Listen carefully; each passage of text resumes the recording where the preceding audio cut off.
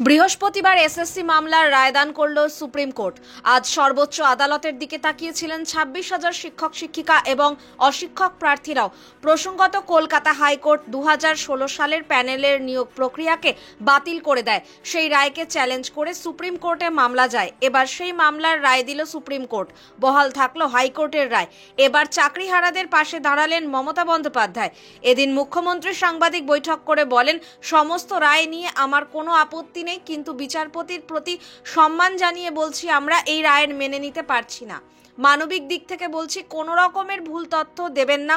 এদিন বারবার প্রশ্ন উঠছিল, যাদের তবে চাকরি বাতিল হলো তাদের কি তবে সমস্ত মাইনে দিতে হবে? সেই বিষয়ে সুপ্রিম কোর্টের রায় নিয়ে মুখ্যমন্ত্রী বলেন, যারা চাকরি করছিলেন তাদের কোনো রকমের জিজ্ঞাসা করা হবে না, তাদের কোনো রকমের মাইনে দিতে হবে না, এটাই রায়ের ফল। যদিও সুপ্রিম কোর্টের ডিভিশন বেঞ্চ জানিয়েছেন, নতুন করে সিলেকশন করা হবে, এমনকি যাদের বাতিল করা হয়েছে তাদেরকেও ফের একটা সুযোগ দেওয়া হবে। সেক্ষেত্রে বয়সে ছাড় এবং অন্যান্য সুযোগ সুবিধা দেওয়া হবে, যাতে এই 2016 সালের প্যানেল কোনো রকমের সমস্যায় না পড়ে। তিনি আরও বলেন, যাদের বাতিল করা হয়েছে তাদের মধ্যে 11,610 জন ক্লাস 9 থেকে 10 পর্যন্ত পড়াতেন এবং 5,596 জন 11 থেকে 12 ক্লাস পর্যন্ত পড়াতেন।